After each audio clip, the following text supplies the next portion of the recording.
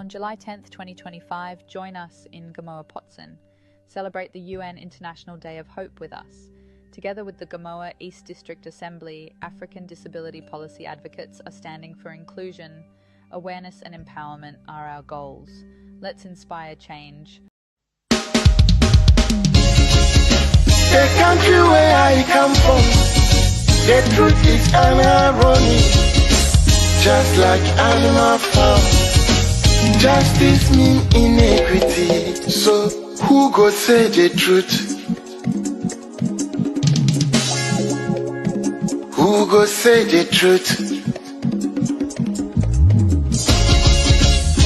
Christian can say silence, Islamic leaders silence, kings and queens silence, traditional leaders silence. So who go say the truth? We are the workers of comfort call. Now by area why no better. We are the workers of comfort call. One guy's out here why no better. Who go say the truth? Who go say the truth? Oh, you need it to see what I see so. Now your friend on a night come at them. Only papi obeka na sembia. So I want to bet you everybody was afraid. And until I learned to my cottage again, once my boy dumping one and I see. But who go tell the truth? Nanai or say me. Nanso bien person beka wasam because everybody is afraid. Anya safwe muayini. Akukutro for nyina dalima. And who go say the truth? Obiaja konson so to cross your man sa to me bia kakobrafo. Efo anyina ye. Efo when you know yet. Na so kutrata down na so be dia back or why no keke. I fene for be man mo pia for efo ne cross on my mo. Hanya safwe mo ayini. Akukutro for nyina dalima. And who go say the truth? Abaya di bote chino. Yedi bi bebo nyande bi. Kachisa would your mouth pipinuma. Would your mind never shine my preference? But who go tell the truth? DUC silence, even journalists silence. So then who go say the truth? Right is right. Wrong is wrong, no matter how you justify. You say you wanna get rid of corruption. Someone want to help you, now the person become your target. Jobless, no they mean senseless.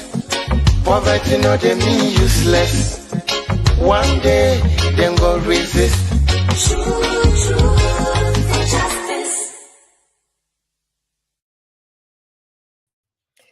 Hello, good evening. Yes, another Monday evening. And if you are hearing my voice, it means that you are tuned into MyView Show, which is live every Monday evening on TodayGhanaNews TV, where we discuss the most topical political and social events that are happening in Ghana, in Africa, and beyond. This week is no different. Last week, we had an interesting discussion on the economy. Specifically, we devoted time to discuss the performance of the Ghana cedi against its, against other foreign currencies. We looked at the euro, the dollar, the the Chinese yuan and other currencies. This week, we are going to be talking, we will not move very far from the economy. We are still going to be somewhere very close. That's because most often than not, when we talk about the economy, the next thing that comes to mind is the conduct of public officers while they are in office. And talking about conduct, top among the issues discussed is usually corruption and corruption-related matters. So this evening, we are going to take time out to examine corruption and corruption-related matters. In this discussion, we want to look at corruption in the direction of whether the fight against corruption is a tool for political witch hunt, or if it's something that is necessary to regulate and sanitize public service in Ghana. Before we get to current events, anyone who is listening to us, especially the older folks, would know that right from the inception of the country called Ghana, from the First Republic, we've always had issues of corruption following us. As a matter of fact, I am sure that older viewers and listeners of this show will remember the case of Krobo Edise, who was one of Kwame Nkrumah's most trusted ministers.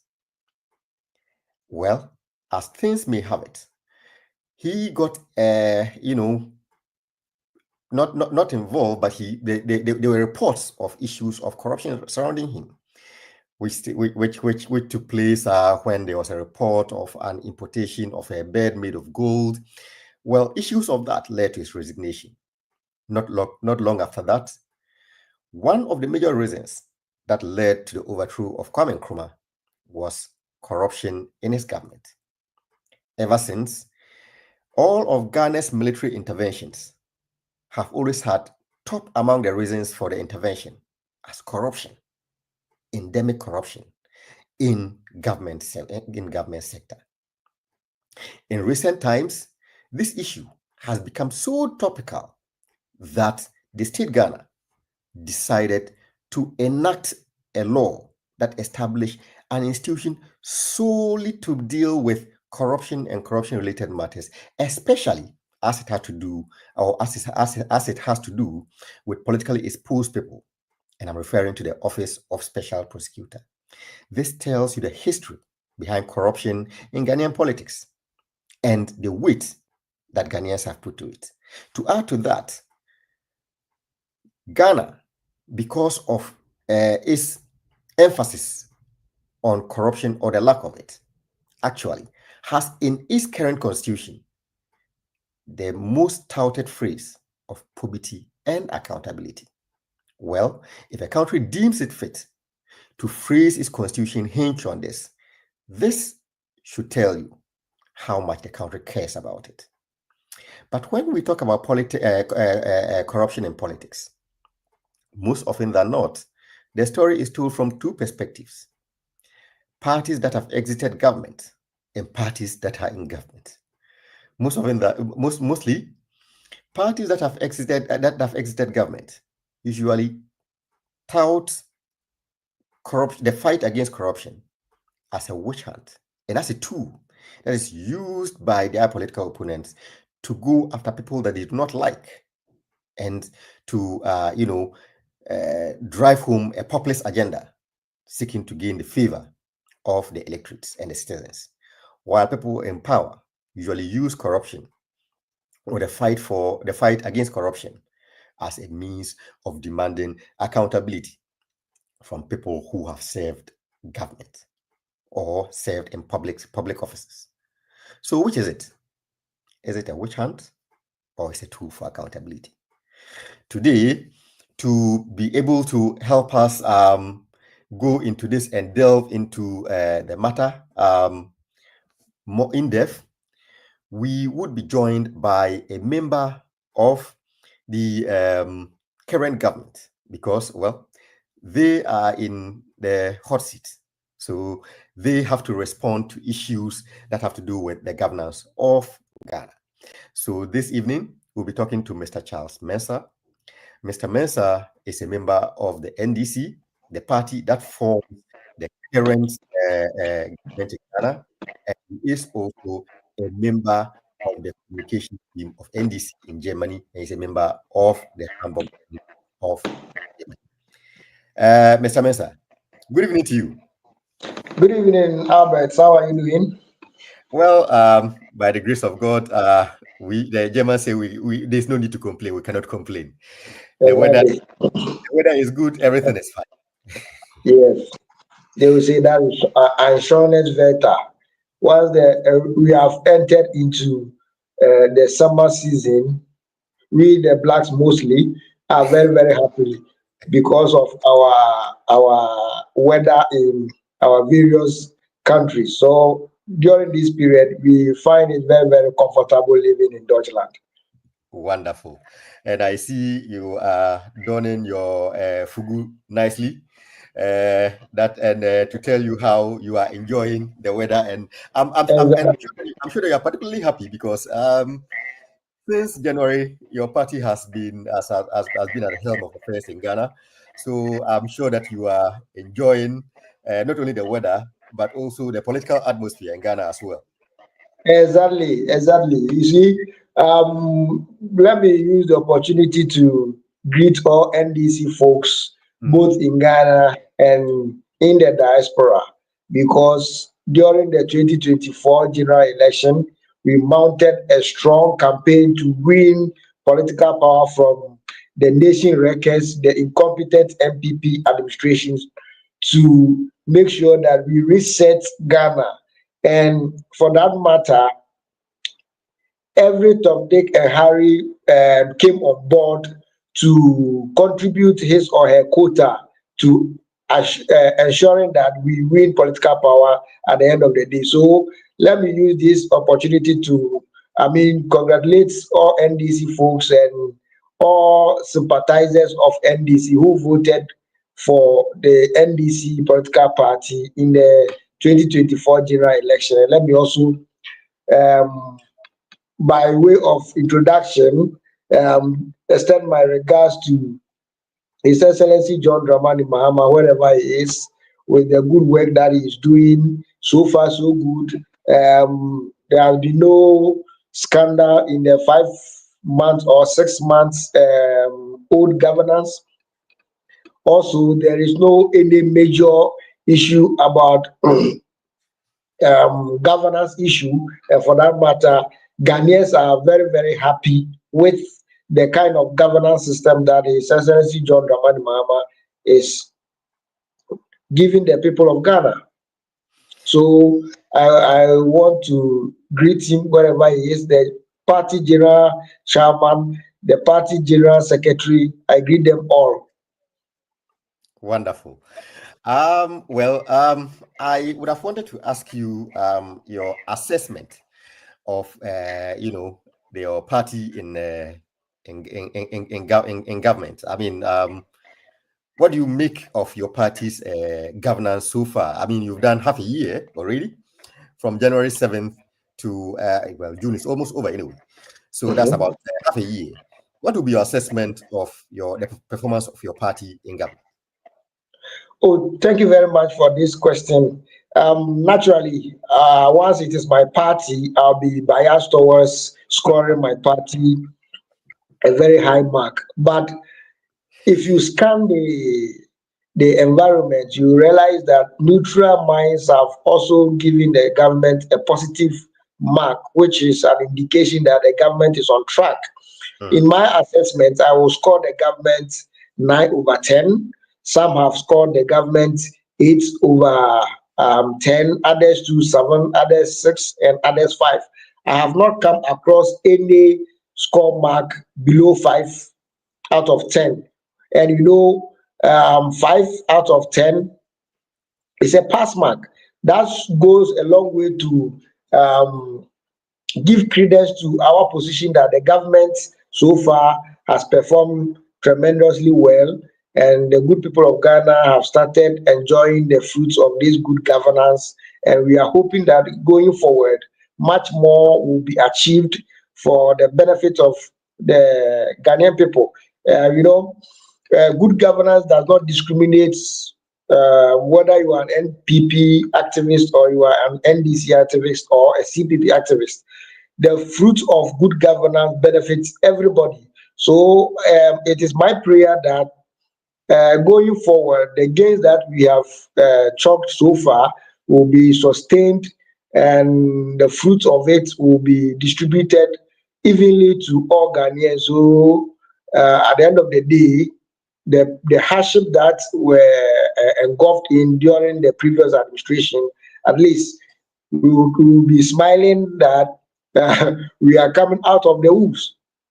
So as it stands now, the NDC as a party in government has performed creditably well, and we should all, come on board to assist with whatever information that we can share to help good governance in Ghana. I think it is welcomed.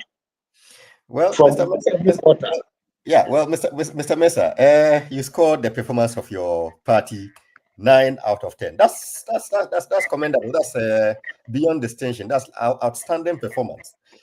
However, yes, I did so. I did so on the back of the 120-day promise, which were specific in nature. So I can tie in the 9 out of 10 score mark to the 120-day promise, because we have a 4-year mandate, and once we have not, exhausted even a year, it will be unfair to predict what is ahead of us. But I am scoring the government based on the 120-day performance. Okay. Well, that's that's interesting, and it's like I said, it's a quite high marks or high scoring.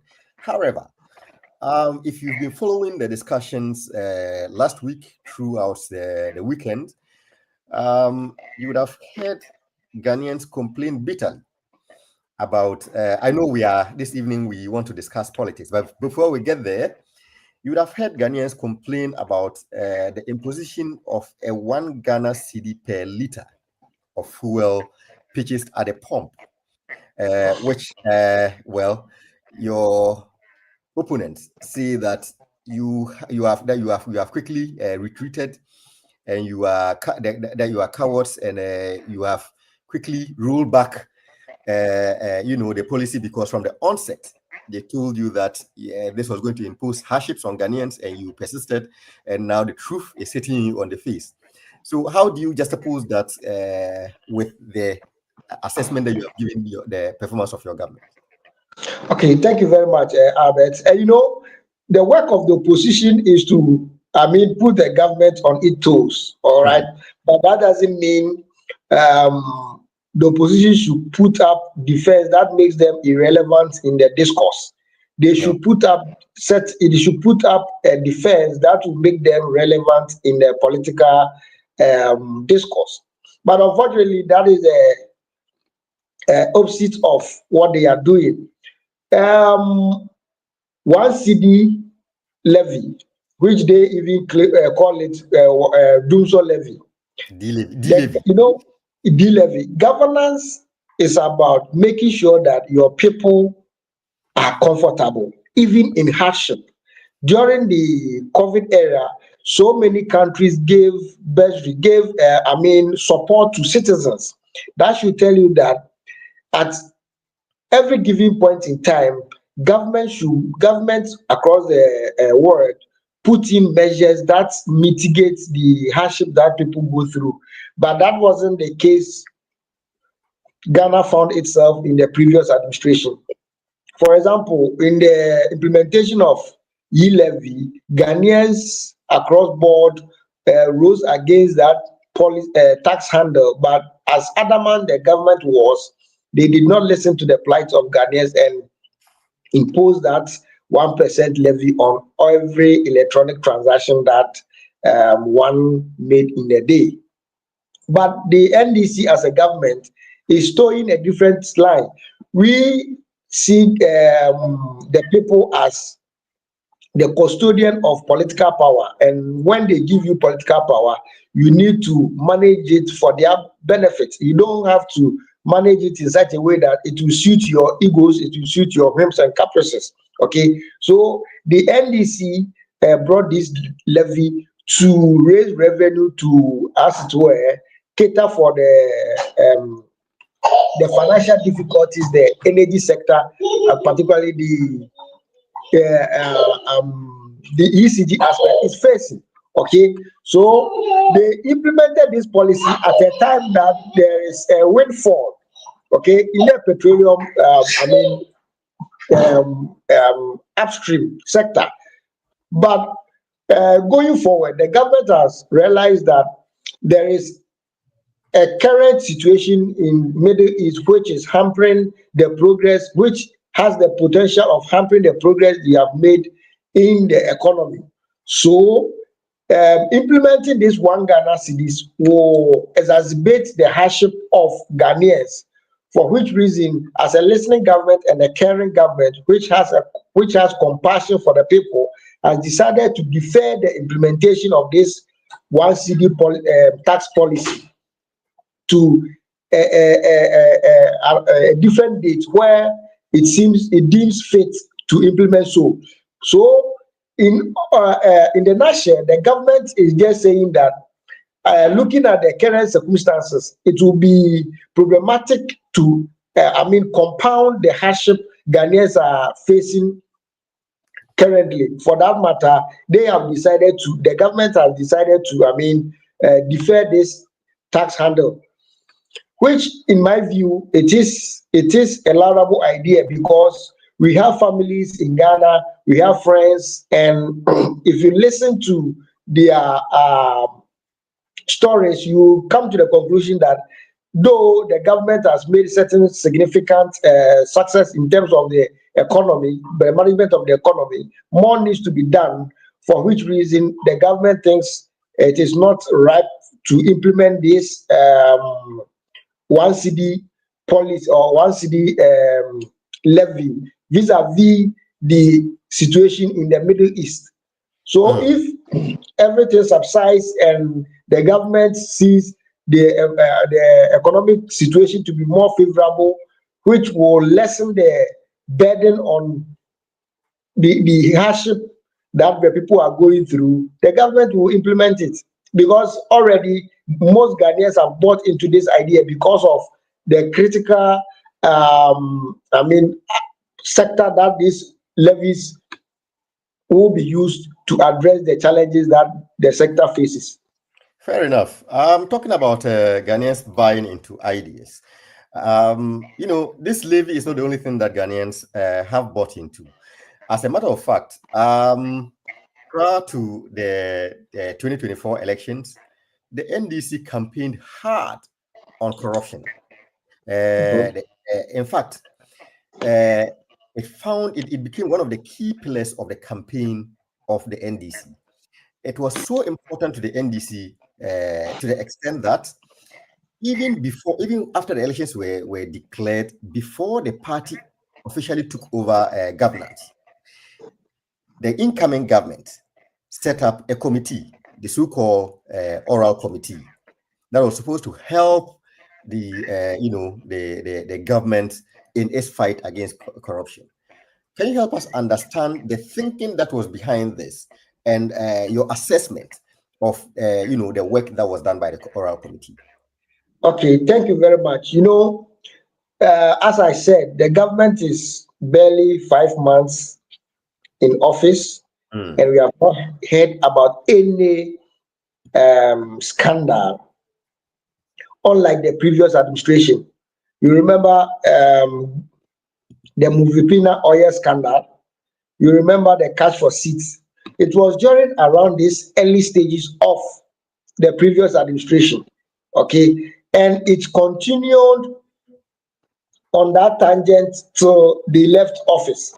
So at a point in time, corruption became the only thriving enterprise in Ghana. And Ghanaians were fed up with the daily occurrence of scandals in the previous administration, okay? So the NDC, as an opposition party, then indicated to the people that, look, we are all witnesses to this daily occurrence of scandals, and for that matter, when we come into power in the year 2025, we are going to investigate all these scandals that have bedeviled the past administration. And Ghanaians saw the need to have an investigation or investigations conducted into the various scandals. That is why Ghanaians bought into that campaign promise. So it was a campaign promise the current administration made to the good people of Ghana. And as a matter of fact, once the people bought into it and voted for the current administration, it became a social contract that the current government ought to execute. Okay, so the people perform their part of the social contract by voting for you. It is left with you to also perform your part by what? Investigating and prosecuting persons who we think have engaged themselves in corrupt activities. That is why ORA became very, very topical during the 2024 general elections. So having won elections in 2024, the new government was inundated with a lot of complaints concerning corrupt activities, which led to the president forming the 5-member committee to collect all these informations that they were submitting to the office of the then president-elect, so that when he takes office legitimately and legally, these complaints will be investigated and the necessary steps will be taken to have perpetrators brought before our laws, and also if there are assets to recover, or if we can have these stolen state properties recovered. So when they started their work, they have, kickstart the process of prosecuting some persons, and also they have taken steps to recover some of the assets that the state has lost through corrupt activities. So ORA is a good initiative. Ghanaians bought into it because of the numerous scandals that bedeviled the past administration. Yeah. And So according to the report that was submitted by the 5-member committee, it was said that they received in total, I think, a little over 2,400 cases that were reported to them. And according to the estimates of the committee, more than 20.49 billion cedis could have been achieved or retrieved to the state. Well, the English say that the tasting of the pudding is in the eating. It's easy to talk, but the action of it is what matters. So out of this supposed figure that is said that can be retrieved, do you know any amount that have been retrieved so far? Yeah, thank you very much, Albert. You see, even this 20.4 billion that you made mention of, in my estimation, it should be more than that. Okay. Because these are the monies that we can, trace. Okay. What about the corrupt activities that we are unable to trace? Because mind you, there are some people who are, directly engaged in government activities. So you can, pinpoint their ministers, appointees, but there are other persons that did not have former government appointments or are not linked directly to any former government contracts. Okay, but they have connections with persons who are in government. So have we been able to assess the amount of money that the state has lost to such category of persons? Okay, so in my estimation, this 20 billion is even more than that. Just that this 20 billion is what the state can pursue by virtue of evidence, the availability of evidence. So what about those that they have stolen from the state? Yes, but unfortunately we do not have evidence to pursue. So corruption as an enterprise, I see it very, very a disheartening venture that the state ought to, engage its full powers to pursue persons who we think have engaged in corrupt activities which hinder the development of our country. Well, I mean, that I agree with you perfectly that the state needs to take the fight of corruption very seriously, because if you follow the Afrobarometer reports, consistently, Ghana has, been underperforming in its fight against corruption, and so it's something that Ghanaians think that the state should take seriously. However, there is a view among some people that if the state needs to fight corruption under this current dispensation, the best way to do that is through the law courts. And the government seem to be taking that seriously and seem to be doing that.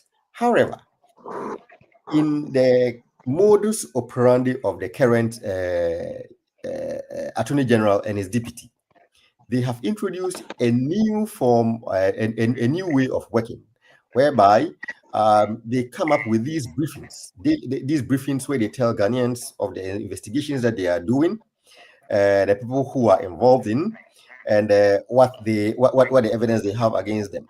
Now, some Ghanaians say that this is not necessary. That if you want to fight corruption, go to the place where it needs to be fought, which is the law courts, and fight it over there, rather than engage in the public opinion and talk and prosecuting people in the media and in the public rather than the law courts.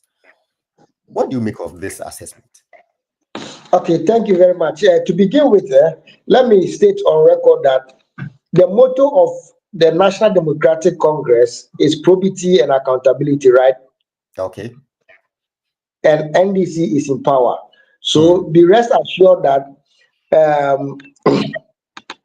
every individual or each individual who ought to be accountable to the good people of Ghana, be rest assured that NDC will ensure that such a person will account to the good people of Ghana. Again, the motto of Ghana is freedom and justice. And justice has a component of accountability, because if you don't account, there will be no justice. If there is no accountability, there will be no justice. Now, assuming you are a shareholder of a company, I'm answering your question relative to some people indicating that why is it that the Attorney General is always in the media and not going to the court.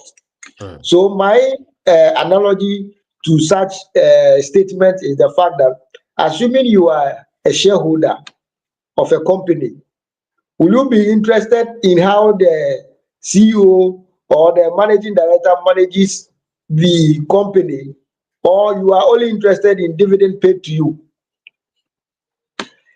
The former should be the case. You should be interested in how the manager manages the company, so that at least the dividend that will come to you will be much more better than sitting aloof and expecting that dividend will be paid to you at the end of the period.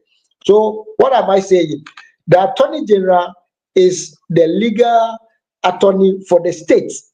Whatever the Attorney General is doing, we are interested in his actions and inactions.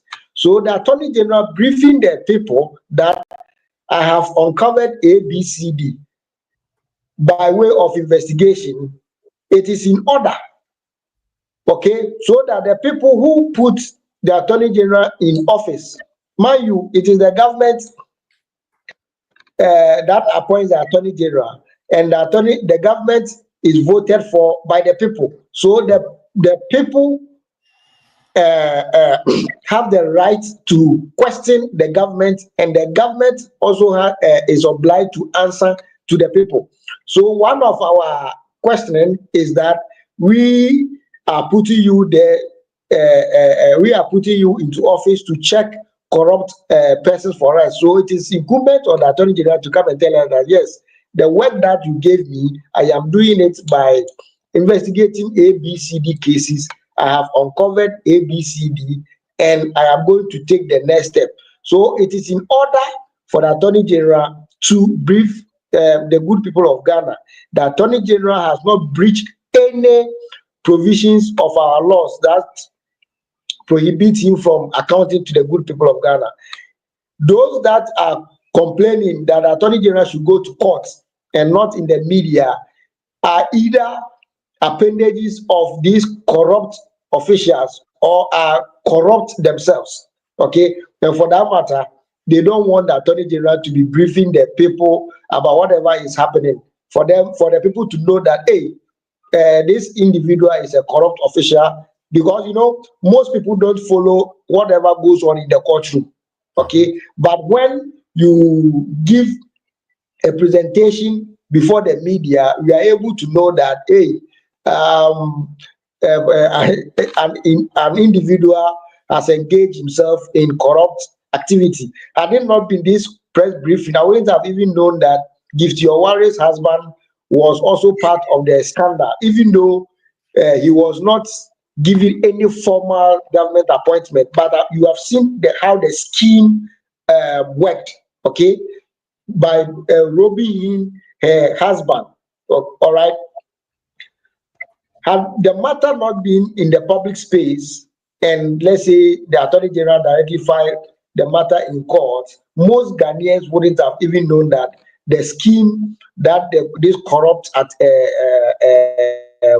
officials engaged themselves in were so deep that they could even bring in their spouses, just like they do Jeffy's own. Okay, so for me, I support the idea that the Attorney General, from time to time, we should brief the good people of Ghana about the steps that he is taking to retrieve our stolen assets to us. And we urge him on all the necessary information that he needs. I will urge Ghanaians with such information to, cooperate with the investigators and give them this information so that at least we can nip corruption in the bud. Because when you look at the effect, if you assess the effect of corruption, you realize that it is part of our bane to development. Corrupt activities alone can cause about 50% of our underdevelopment. So any step that aims at fighting corruption, I am for it. Well, yeah, so thank you very much for your response, Mr. Mensah. I give you one more question before we go on break and come to, go into specifics or specific cases that have come up. And my last question to you before the break is going to be to the effect that, people say that, well, the government seem to be very interested in fighting corruption. Actually, people give His Excellency President Mahama credit for fighting corruption because they say that he's the only president under whose tenure he prosecuted people of his own, people from his party. That other than that, it's never happened before. However, critics of the government says that, well, if the government is so interested in fighting corruption, why is it that some of the very first things that the new Attorney General at the time did was to clear people who were accused of corruption in the past and now turn around to go after some people? They say this is double standards. Corruption is corruption. It has no colors. It doesn't respect which whose acts is God, which party the person belongs to. But if somebody comes to drop cases that have to do with members of his political party who were in court, and rather turn against other people who are not in his party in the opposition, and start going after them strongly, it seemed to be discriminatory in the eyes of some people. What say you? That is far from the reality or the truth. You see, as you rightly indicated, in your earlier submission leading to this question, you made mention of the fact that His Excellency John Dramani Mahama is the first president to have prosecuted his own for acts of corruption. And that is a fact. And it will remain a fact till thy kingdom come. You see, in prosecuting, you need to weigh the pro and cons. You need to weigh the benefits as against the disadvantages.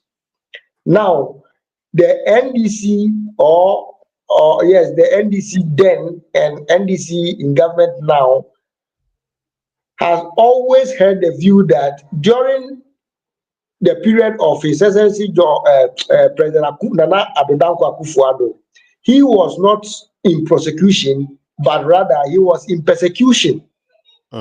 So, having come into office and the Attorney General having the benefit of reviewing the entire evidence that were available to the Attorney General at the time, the Attorney General was of the view that the evidence will not stand the test of time, for which reason you should continue with the prosecution.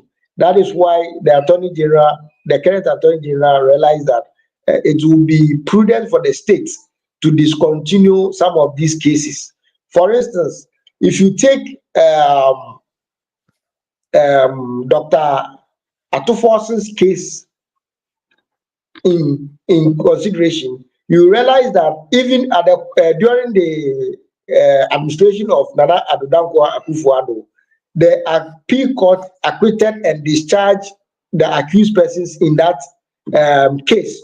Okay, the state then went to the Supreme Court to have the decision of the appeal court, set aside.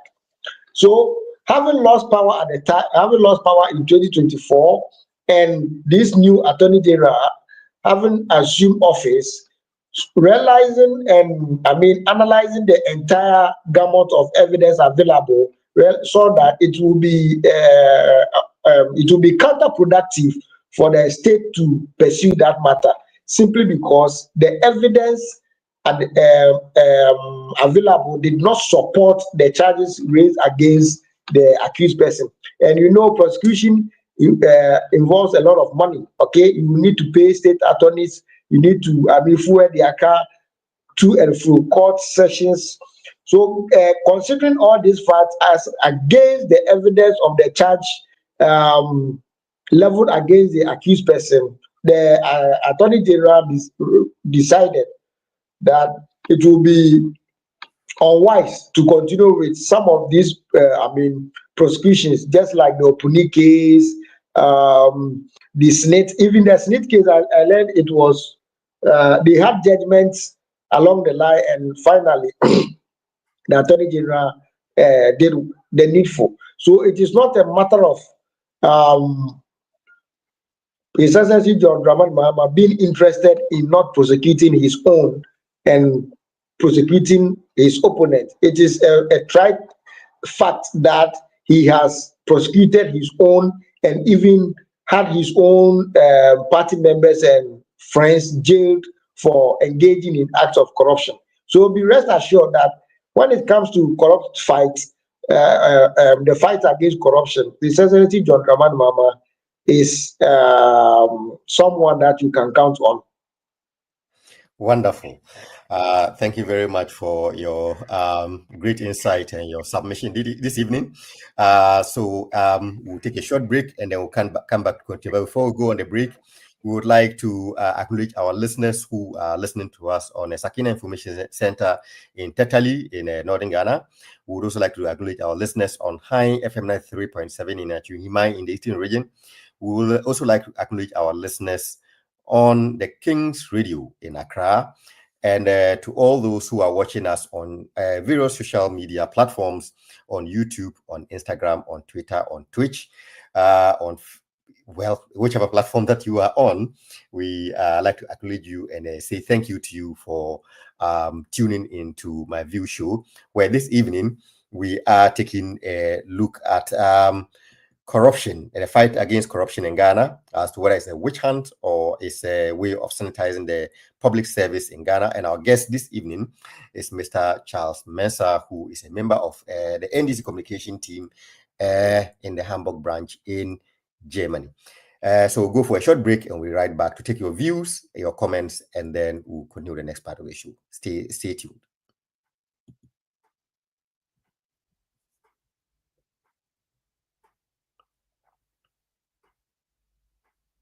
Every person deserves a future shaped by dignity and inclusion.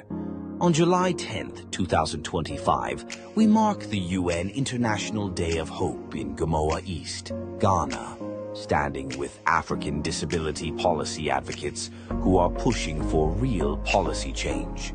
Hope starts with awareness. Join us.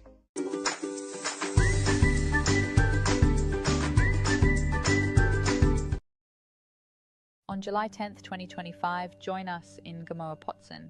Celebrate the UN International Day of Hope with us. Together with the Gamoa East District Assembly, African disability policy advocates are standing for inclusion. Awareness and empowerment are our goals. Let's inspire change. One voice, one community, one hope.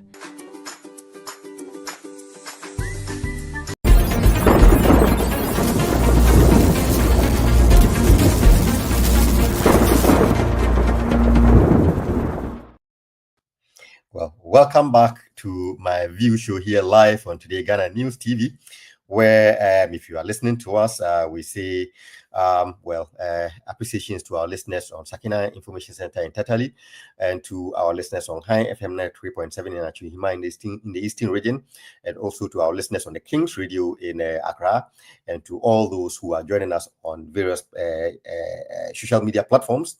This evening, before we went on a break, we were taking a look at the fight against corruption in Ghana to try to see what the political elements are, whether this is political witch hunt or, it's a way of trying to get people to act properly while they are in public service. And our guest for this evening has been and is Mr. Charles Mensah, who is the member of the NDC communications team in Hamburg in Germany.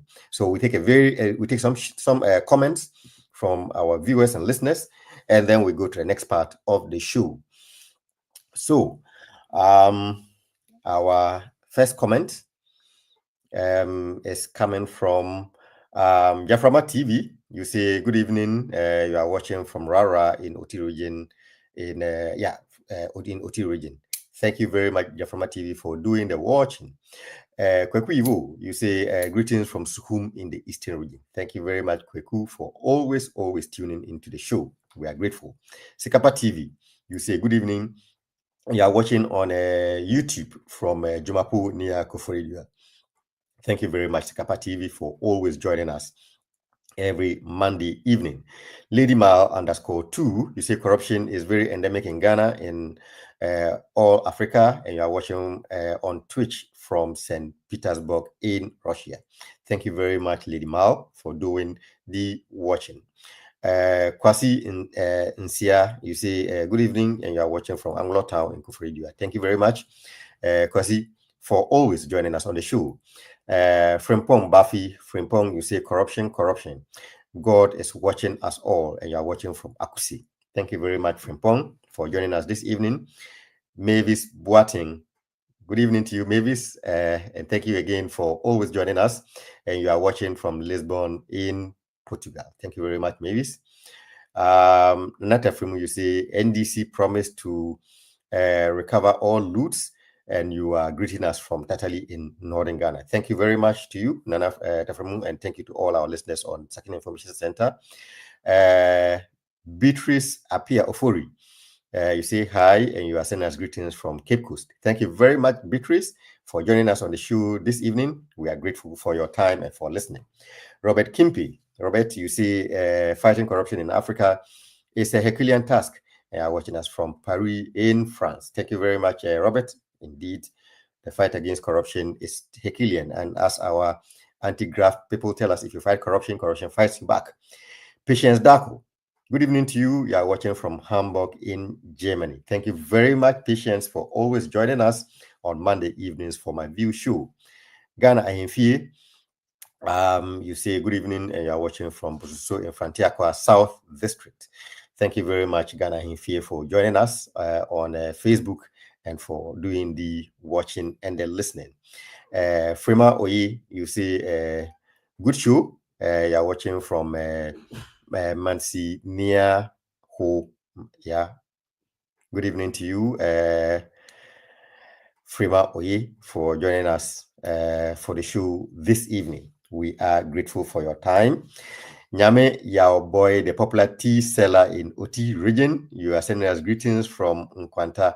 Good evening to you. We are grateful for doing the watching as always.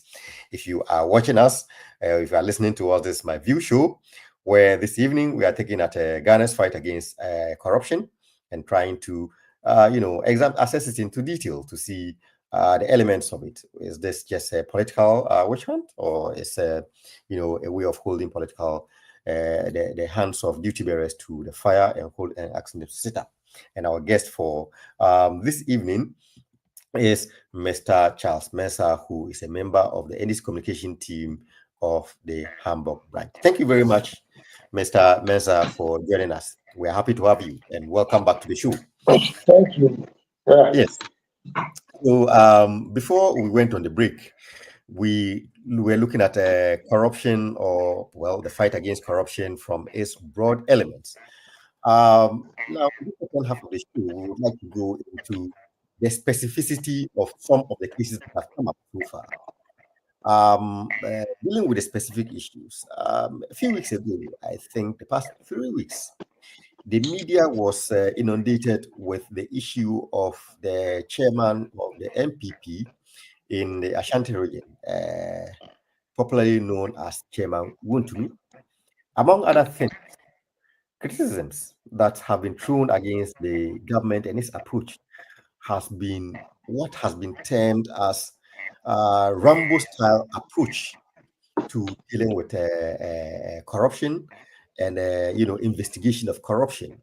Prior to that, people had raised questions about the way and manner in which the house of the former Bank of Ghana was searched, and also people also raised concerns about the way and manner in which some people, like the former finance minister's house, was searched and all of that. What do you make of this criticism, considering the fact that the state seemed to have the interest or the desire of fighting corruption, but the methodology seemed to be problematic? What do you make of this? Okay, thank you very much. To begin with, as I've already indicated, that persons who have issues with the fight against corruption, whether in a soft manner or in a harsh manner, are persons who are appendages of these corrupt criminals, individuals, or they are corrupt and criminal themselves. Because if you are not corrupt, if you are not a thief, if you see and there's a policeman approaching, there is no need for you to panic. But if you are a thief, and even if a policeman is just passing by, going to attend to his own cause, you will be panicked. That is why corrupt people don't want to see police officers. The same, criminals, they don't want to see police officers near wherever they are.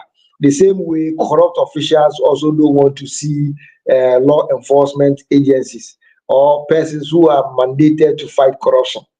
So now let's look at our Ghanaian setting. In Ghana, most, if not all communities, most communities abhor witchcraft. Is that not the case? So if there are witches, they ought to be hunted and live so that our societies will be free of witches. So those saying that it is a witch hunt, yes, if truly there are witches in the society, which will certainly hunt for them and get rid of witches and wizards in our society. Again, let's look at the legalities surrounding this whole allegations. The Yoko is mandated by law to, investigate and prosecute organized crime. So any activity that the Yoko, the office of the Yoko, deemed it to be an organized crime, the office can get involved, investigate, and have perpetrators punished according to law. The NIB also has similar mandates of, conducting investigation to alleged crimes in the country and making sure that people live within the confines of the laws of Ghana. The police, on the other side, also has a mandate to ensure law and order. And ensuring law and order doesn't mean ensuring that people go to sleep or people's life and properties are protected. They also have the duty to ensure that people do not abuse state assets. Okay, so when you are entrusted with, let's say, a state vehicle, you are obliged to, use that state vehicle responsibly. So if you use it irresponsibly, the police can arrest you for using a state vehicle irresponsibly. Okay, so the legalities are there. The agencies are following the laid down rules and procedure to carry out this mandate that the laws have bestowed on them. Those who are, describing the arrest as Rambo style, the raid, whatever it is, they have not been able to suggest to you how it ought to have been done, and the agencies or the law enforcement agents did not do it that way. There is no way when a police wants to arrest a criminal, the criminal will say, "Oh, the policeman has been fair to me." Once it involves an arrest, certainly you will have some apprehension and you will say that, "Oh, the arrest is not fair." But at the end of the day, what you need to ask yourself is the arrest in line with law or is at variance with law? If it is in line with law, then your allegation that it was a Rambo style doesn't arise, okay? Because from all indications and the information that we have gathered so far, most of these arrests were conducted based on arrest warrant. And as a police officer, you do not necessarily even need an arrest warrant to cause the arrest of an individual. But with this current situation, they have even gone beyond their general, powers of arresting without a warrant and procuring warrant to what? Arrest these individuals. Whether you like it or bad, you don't like it, the arrest was done in pursuant with what law. So those describing it as Rambo style, the next time they should prescribe the steps that it ought to be done. Okay. Again, the search warrants that were also procured to, search individuals' houses are also in line, and whoever thinks that his house has been searched unlawfully can have his case redressed in court. So they cannot, reprobate and approbate for saying that you held government office and you don't want to be held accountable. That one, the laws will not permit that. Whoever we think has engaged himself or herself in any act of corrupt deals, the state will come after him or her. Well, let's time seems to be running very fast. So let's take a few cases and then maybe we'll run up. First, let's look at the one that is very fresh on people's minds. That's the case that was dealt with yesterday. Last week by the Attorney General, which is the NSA case. Now, this case seemed to have sent shockwaves among Ghanaians because in the last NDC government, the most controversial, case that had to do, that people were talking about was maybe the Wyoming case, which was something around 50-something million Ghana cedis. Now we are dealing with cases that are running into 500 million Ghana cedis and more, considering the fact that the entire case have not been unraveled yet. People are getting alarmed. What's happening? What's happening to Ghana? Because it seems the figures are just getting increasing by the day. Every administration seems to balloon, try to outdo the other administration, and the NSA case seemed to be a case in point. Okay, thank you very much. To put some clarity to your narration, I think it will be unfair and unjust to compare the Woyome case to that of the current NSS case. You know, the Woyome case was not an act of corruption. He obtained a judgment from the court, and the judgment indicated that the state paid some monies to him. Okay, so it was a judgment debt, not a corrupt activity that brought him the money. It was a judgment debt. So the position of the government later on was that the steps that ought to have been taken by some persons in government for the contract to have the full blessing of the law, those people did not take those steps, and for that matter, the contract fell short of some of the procedural measures it ought to have gone through. So, okay, so it is not a case whereby Woyome engaged himself in a corrupt activity, which sorry for interjecting. Just because we are explaining that matter, I want to bring this up so that I can explain it all together in a manner that will help people understand. When you say that it was not a case of corruption, do you remember a judgment from the court that introduced this terminology that has come to stay in Ghana, that is create, loot, and share? You know, that had to do with the Wyoming case, right? Yes. You know, when judges are writing their judgments, they are not limited to the choice of words that they think they ought to use it. So Justice Duce at the time used the word loot, whatever, create, loot, and share, whatever words that he used, okay? But it does not impute criminality on Woyome, because there was a criminal aspect to that case, and it went through the full procedure in court, and the court acquitted and discharged Woyome on the criminal charges, because the money came to Woyome not through criminal means. So Woyome was not engaged in any criminal activity, or did not engage in any criminal activity, for which reason he came by that amount, 54 million Ghana cedis.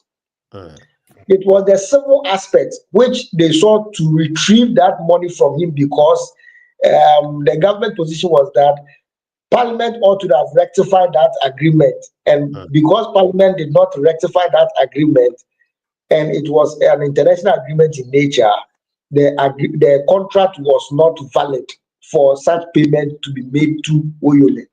So let's have that clarification. Wonderful. Now, thanks for the clarification. That's the criminal aspect, he was discharged and acquitted. So with the current NSS scheme, or the current issue that you have at the NSS, it involves officials padding the numbers of NSS personnel.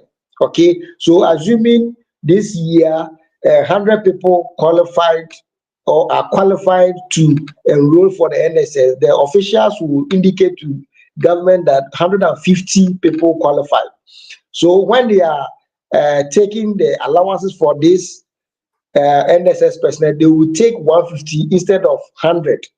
Okay, but the Attorney General makes us understand that the numbers are in thousands. So you can imagine the amount involved. If each person is paid a 750 allowance per month, and you padded the numbers with let's say 1,000, you can do the calculation for yourself and know the amount of money that will be going to these corrupt individuals. So, according to the Attorney General, the NSS officials were just engaging in this, increasing the numbers of personnel to take more money from the government, and under the pretense of paying the personnel, they will keep the money. And by virtue of that, the state has lost a lot of money to the tune of 548 million Ghana cedis. Now, this amount of money is what we can trace and what can be accounted for.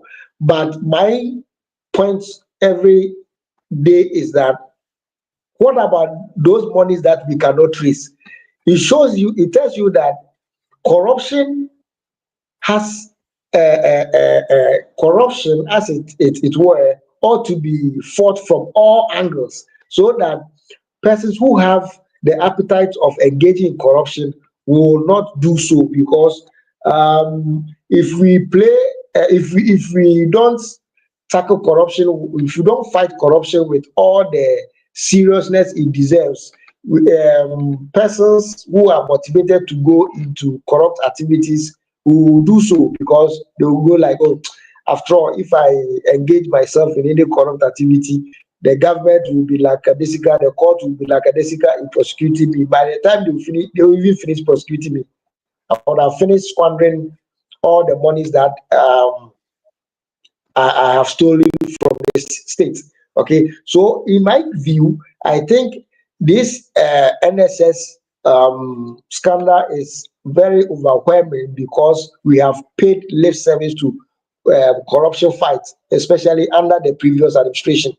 That is why, under the analysis that you made mention of the surveys, we were not performing well on the rankings in terms of corruption fight. We were always ranked below expectation. Okay, so I will urge this current government to attach all form of seriousness to fight corruption, so that at least we will have enough resources to develop our nation. Look, the Auditor General has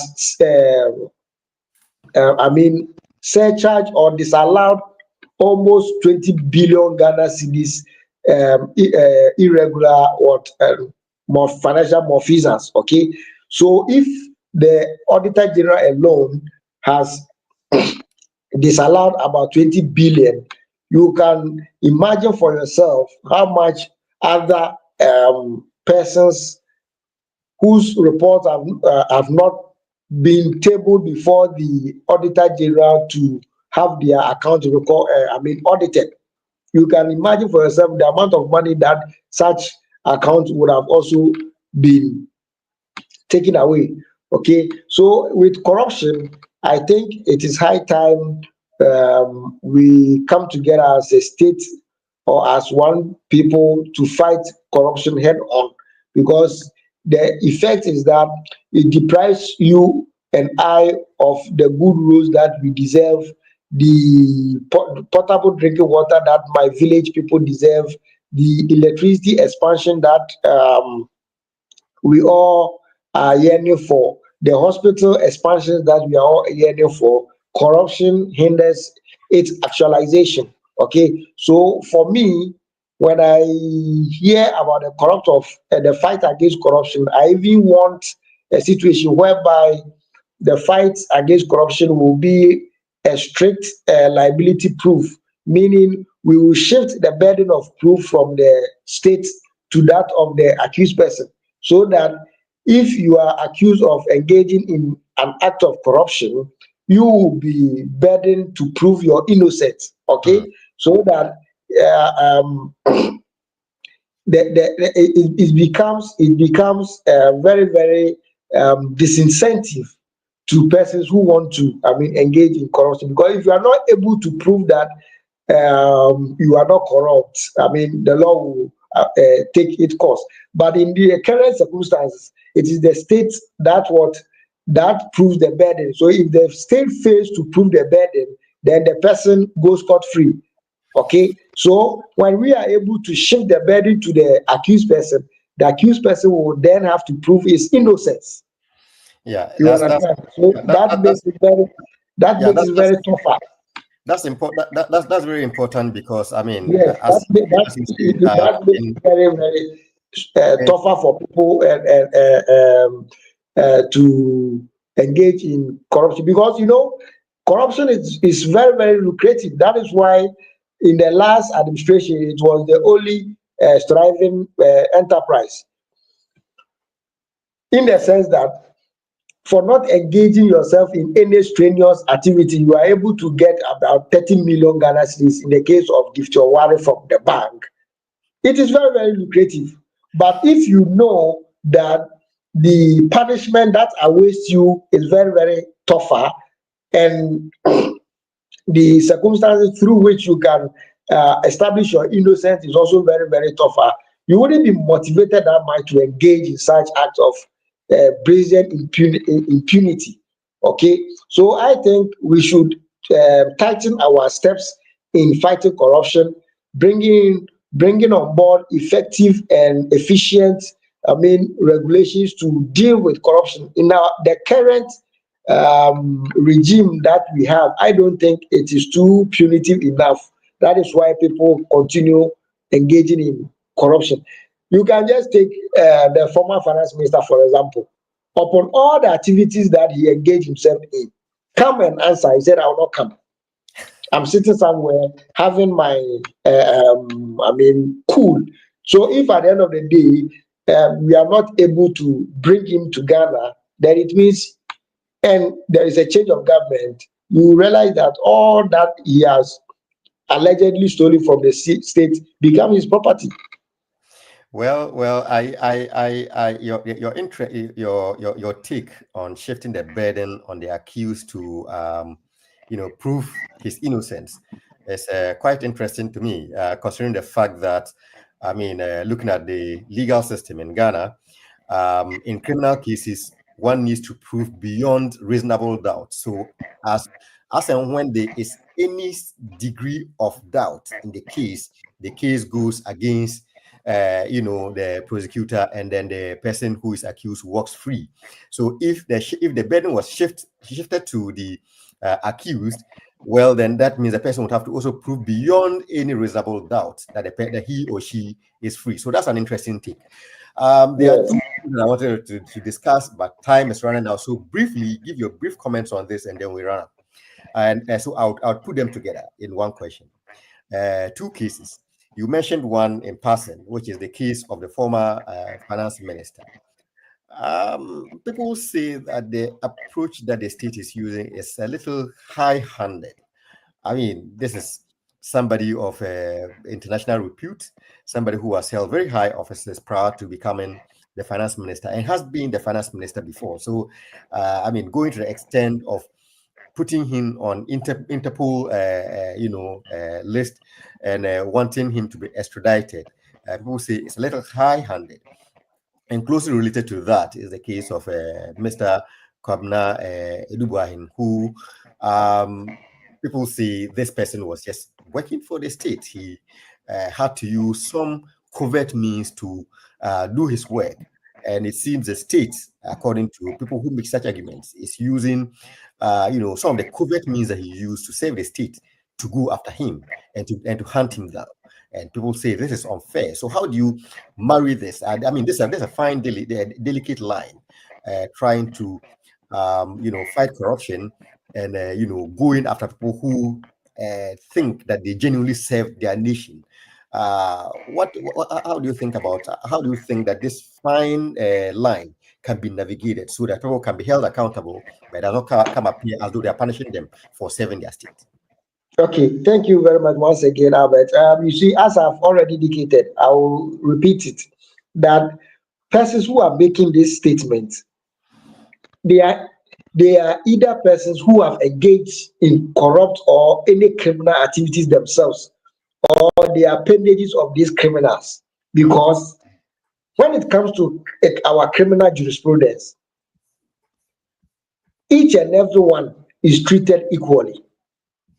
Okay, there is no procedure to handle a former finance minister in relation to a crime, and there is no procedure to handle a common cassava thief in relation to a crime differently.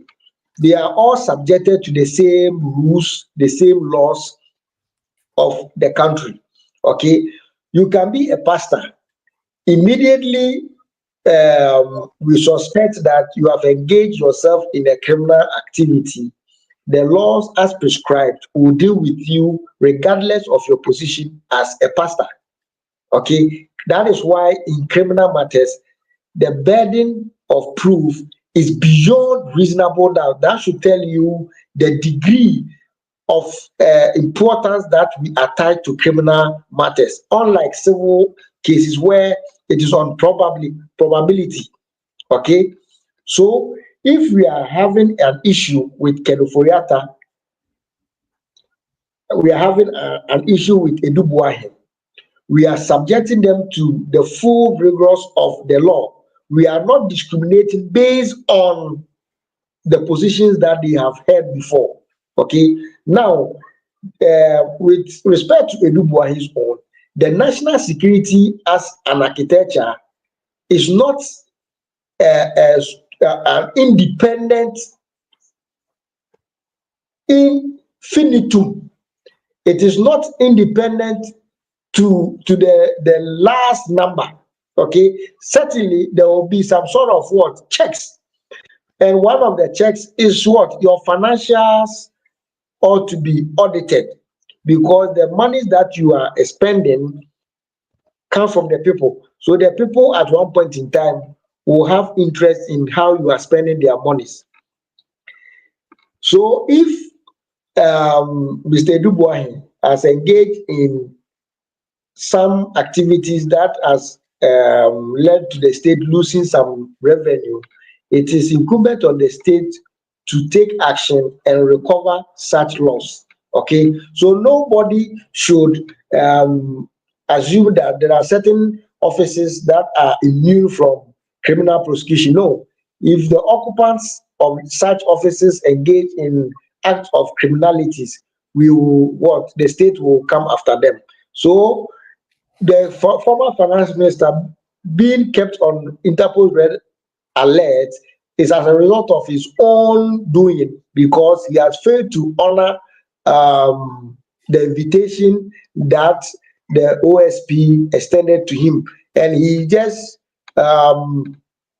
using his ill health as an excuse. But you know, ill health is not a bane to criminal prosecution until a certified medical doctor has indicated that you are unfit to stand trial or prosecution. Ill health is not a bar to criminal prosecution. So, yes, he has brought this upon himself. Had he tendered himself to the offices of the special prosecutor, all these things wouldn't have happened. Again, people are saying that the office of the special prosecutor or the special prosecutor should go ahead and try such a person in absentia. You know, we don't just try people. Before you can try somebody in court, you need to what? Arrest the person, take his caution. And if you look at Act 30, it certainly describes how arrest can be effected. He said you have to touch the person physically. So you cannot touch Mr. Kenuforiata virtually. He ought to be here so that you can arrest him and take his caution before you can proceed. So after all these things, and he goes somewhere that you cannot go and arrest, for that matter, you want to try him in absentia. That one is different, because as it stands now, his caution statement has not been taken, so you cannot try him in absentia. He has not been arrested. You cannot mount any criminal prosecutions against him, because you need to arrest. The law says that you need to arrest the person before you can what charge him of any criminal offense. Until then, the state cannot take any steps. That is why they have issued the Interpol red alert, so that he will be arrested, brought to Ghana, his caution will be taken, he will be arrested, then officially the state can make criminal charges against him. Well, I think he's very clear on that. It's interesting what you see, because just last week I was discussing that case with a colleague who is a lawyer, and he said that that as for ill health, that even if the state is trying you for murder and they think that they can lose and you fall sick, the state would take care of you to be healthy, and once you are proven, then they'll kill you. Yes.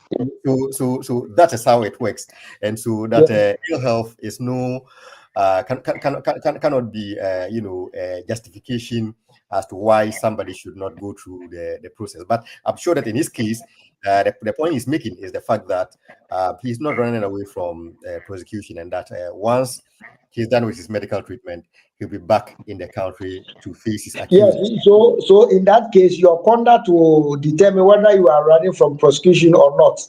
And the OSP, in its candid opinion, deems it that Kenofuriata is just running from justice. That is why they have issued this red alert. And again, with criminal prosecution, even death is not a bar. Death. If the state wants to prosecute you even after you are dead, they can still go ahead and prosecute you. All right. So that is why at every point in time, we have one-sided cases. Okay, you can have a case the other party may choose not to attend. You can have another case the party will attend but will choose not to say anything. So even death is not a bar to criminal prosecution. So as I indicated earlier on, when it comes to our criminal jurisprudence, the bar is very, very high, beyond reasonable doubt. That should tell you that the bar is very, very high. And we give credence to criminal cases over civil matters. Okay, so it is very, very unwise for anybody who has been accused of a crime to not marshal all its force to defend himself, because it is about life and death. Okay, it is about life and death. So when it comes to criminal cases, ill health is not a bar, death is not a bar. Assuming so, when I talk about death not being a bar, even though you are dead, the state can still go ahead and prosecute you to establish a point that once upon a time this thing happened, and the court will give legitimacy to that thing, that indeed it did happen. That is why death is not a bar. Wonderful. Unlike civil matters where death, in some cases, vitiate the whole proceedings. So one last question before we let you go. Considering how this government and the state in particular is approaching its fight on corruption, how do you think the government is going to fare in its fight against corruption? Yes, the fairness of the approach is based or is grounded in the fact that the government is not sidestepping the legal regimes that we have in Ghana. The government is making sure that whatever steps it takes to fight this corrupt, canker, every step is in conformity with our laws and regulations. Okay, so the fairness is determined by the strict adherence to the rules of engagement. If the government had engaged himself in acts that are variance with the law, then one could argue that the government is not being fair to the procedure or the steps that ought to be taken to fight corruption. But once the government is following the rules as stipulated, no one can say the government is not being fair to the fight against corruption, because at the end of the day, it is the law that will take its course. So if the law finds you guilty, the law will, say so. If the law finds you not guilty or innocent, the law will say so. So that ensures the fairness in the whole process. So yes or no? Are you positive that the how do you call it, the government is going to succeed in its fight against Yes, corruption? I am very, very positive on the success of His Excellency John Dramani Mahama as a whole, and in particular with the fight against corruption. But my caveat is with the judiciary, how timeously, how speedily they discharge their duty to ensure that corrupt cases are disposed of quickly. You know, the longevity of its and the court also motivate people to, engage in corrupt activities. Okay, how could we, as a country, have a particular case that will travel for 7 years? By which time, the accused person, if truly he had engaged himself in the corrupt activities, would have disposed of the assets. Okay, so my worry, my greatest worry, in some cases, some witnesses might have forgotten. Might have passed on, document would have been destroyed, all manner of things. So it is my wish that we will have an expeditious, prosecution, so that at least we can save some of these state assets.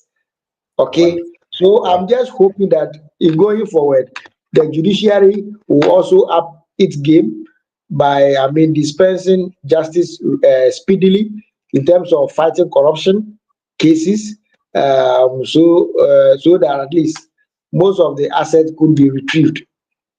Wonderful. Because if somebody steals from the states and doesn't use it to purchase assets, but rather use it to buy food, how are you going to retrieve that? It's very, very problematic. So the court should also up its game. Well, in terms of upping our game, we too have to up our game and bring this show to an end. It's been a nice show, and we are well, and I think that view is shared by one of our viewers, Alfred, who says that it's a nice show, and so we are really grateful to you, Mr. Charles, taking time for this evening's show and for bringing us your views on Ghana's fight against corruption. Kwabna Ajima, there are a lot of views from opinions from you. Unfortunately, we've run out of time and we cannot go through that. But thank you for doing the watching. Make it a point to join us next time, and we'll try and put your views across as well. So to all our viewers and listeners who have been with us this evening, we say a very big thank you to you for joining us on the show. We say thank you to our listeners on Sakina Information Center in Tetali. Also, thank you to our listeners on High FM 3.7 in Atuhimai. Also, thank you to our listeners on the King's Radio in Accra, and to all those who are joining us on all social media platforms. Also to Jaframa TV, and I think Adelimai in OT region as well. We say thank you to you all for doing the watching and the listening. We are grateful for your time. So until we come your way again next week with yet another show, we say stay blessed, stay safe. God bless you, and God bless our motherland, Ghana. Good evening to you.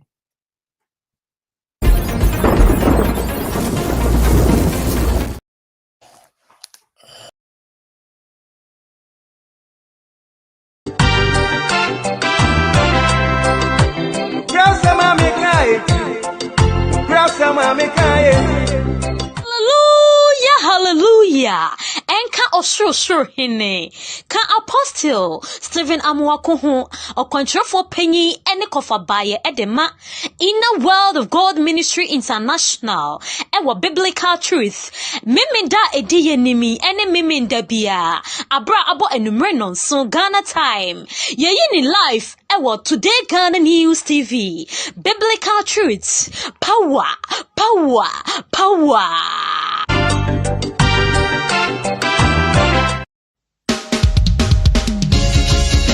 The country where I come from, the truth is irony. Just like animal farm, justice mean inequity. So who go say the truth? Who go say the truth?